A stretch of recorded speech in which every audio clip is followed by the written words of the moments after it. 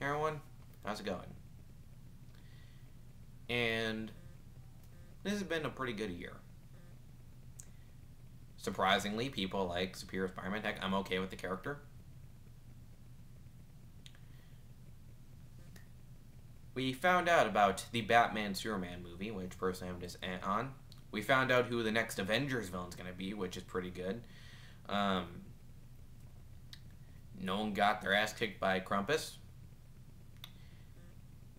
And Will Ferrell fought the ghost of Stonewall Jackson, a Minotaur, and oh yeah, Liam Neeson.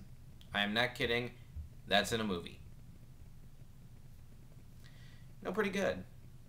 Oh yeah, and one other thing. We didn't get attacked by Sentinels. That's pretty damn cool as well. Now, for the new year, I've decided to review X-Men Days of Future Past. Warning, there will be spoilers. Now, X-Men of Days of Future Past actually start with the story of the X-Men saying goodbye to a fellow member. After the X-Men went to space fighting a bunch of members of the Shi'ar and trying to help Jean Grey, they have returned, unfortunately unsuccessful. And Scott is thinking about how the X-Men started. And, you know, it's pretty good. It pretty much tells you the whole story of the X-Men. And by the end of the story, Scott leaves. And, you know, that was pretty much a big deal at the time because, you know, back then Scott was not the complete and total, a-hole that he is now. Where somehow he thinks that, people are going to be cool with the guy who killed a man who was just trying to change the world. Seriously, that was the biggest dick move I have ever heard. I'm sorry, I know people are liking that series right now, but I'm sorry. I cannot look past the fact that he did that. I know the character is regretting of that and does mention that a lot, but seriously, that's annoying. Whatever, I'm getting off topic. Whatever. Still a good story. Then after that, we have, two other stories where Nightcrawler and Wolverine team up to, along with Alpha Flight to fight off a villain that Wolverine fought. Actually, was the first enemy he fought when he first appeared in the comics. So really interesting and they actually mentioned that a lot, and it's really interesting that they brought that up with the enemy that they chose for Wolverine, the very first enemy he fought in the comics, who was not the Hulk.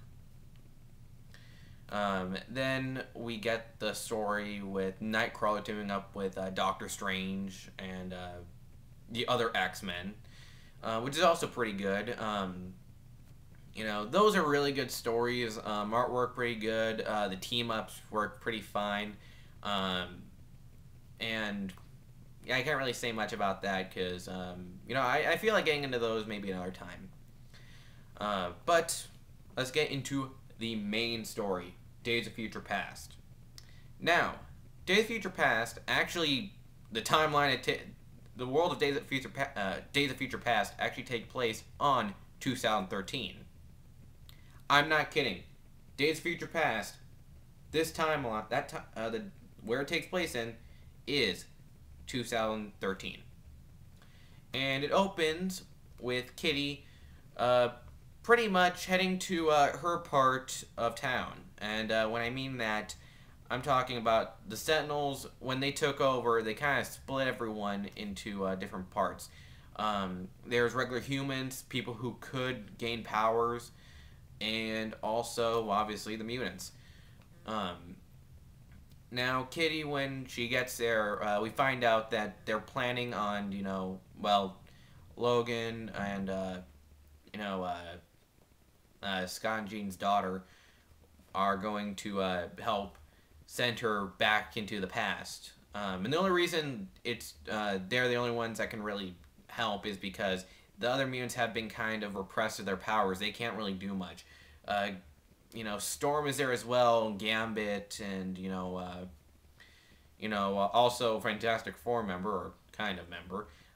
Franklin is there, but he can't do anything, and Magneto as well. Like, they can't really use their powers at the time. But, yeah, Wolverine is kind of guarding her, and what they're planning to do is send her her old mind into the past, so they can tell them what's going to happen and how they can stop the future from happening.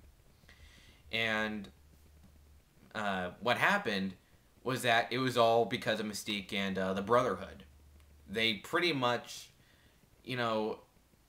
killed Kelly and Xavier, which led into this, beginning of the Sentinel program. Like, it went higher than before and caused a massive war until the Sentinels kind of went against their masters and basically started the robot apocalypse.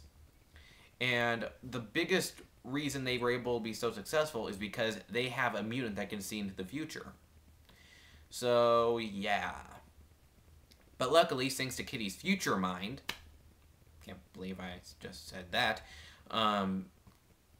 they won't be able to, figure things out. It's basically causing a problem. Now she can't really see what's going to happen. And it leads up to a really big fight while they're still trying to get to that plan. And we also see a little bit of that future, and, well, as much as I want to say they're doing well, they're not doing well. Yeah, they get their powers again at some point, but damn, they got their ass handed to them. Oh, man.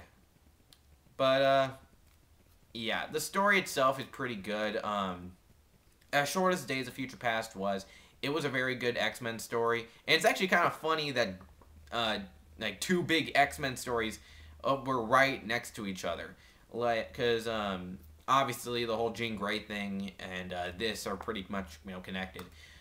Granted, there's some other stuff in the way, but still pretty funny.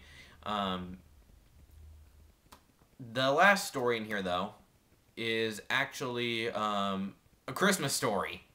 Kitty Pryde, while she's hanging out at the X mansion, is attacked by a demon and has to frickin', just take that thing down while the other X-Men are either out of town or just not there. It's really weird. But yeah, the Days of Future Past story, though, was very good. Artwork was great. And despite the fact that we don't really see much of these characters, you really do feel for these guys and what they're in right now. And you do want the best for them, even though you know it's not going to go well. And you just, and even though Days of Future Past pop up a few times, like sometimes the future seems to be coming back, whether it's because of something else, but either way, it's really interesting. But yeah, that's all I got to say about Days of Future Past. Happy New Year, everybody. Goodbye.